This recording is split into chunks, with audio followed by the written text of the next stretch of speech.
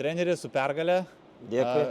Gan ilgai šiandien ieškojom to pirmo įvarčio, bet vis dėlto pavyko jį rasti. Tai kaip pats vertinate šios dienos rungtynės prieš Italiją? Rungtynės tikrai nebuvo lengvos.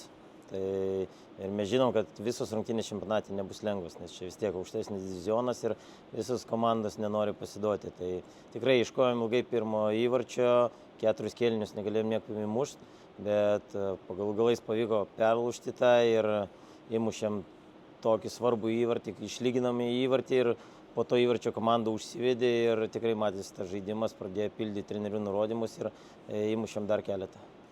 Už ką labiausiai norėtumėt pagirti vaikinus šiandienos rungtynės? Už tai, kad nepasidavė, kovojo iki galo, nes pirmas kėlinys likti atrodė toks neblogas buvo, bet prasileidom įvartį, bet surado jie jėgų savyje ir antrą kėlinį išėjo perlaužytas rungtynės. Ir trečią kėlinį išlaikėm tą rezultatą ir dar įmušėm vieną, tai už tai tikrai šaunuoliai, kad kovoja visą širdimi už Lietuvą ir laimėjo tas rungtynės. Rytoj čempionate yra laisva diena.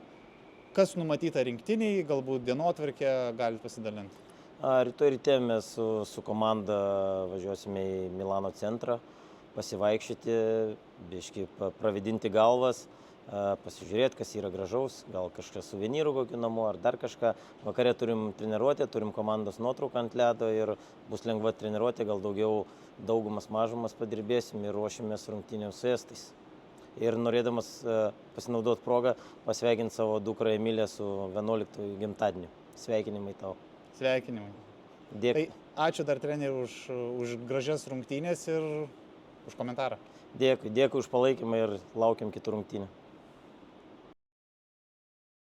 Danieliau, puikios rungtynės šiandien komandai ir tavo indėlis buvo didžiulis. Kaip apibūdintum šiandienos rungtynės? Nepaprastas startas mums buvo. Praleidom įvartį. Antram kėlinyje įmušėm 3 įvarčius, kurie buvo lemiami šitose rungtynėse. Tai iškovojom šitą pergalę, parodėm savo charakterį. Tai ir tiek. Rytoj laisva diena, tada žinomas ir pažįstamas pažįstama rinktinė ar varžovas jo Estija. Ko galim tikėtis iš jų? Vis tiek bus neprastas žaidimas prieš estus, nes jie parodė ganokai gerą žaidimą, netgi kaip ir pralaimėjo 2 žaidimus savo, bet parodė gerą ledo ritulį, tai mes tikimės gero, sunkaus ledo ritulio. Tai tiek. Palinkėsiu sėkmės tada, ačiū. Dėkui.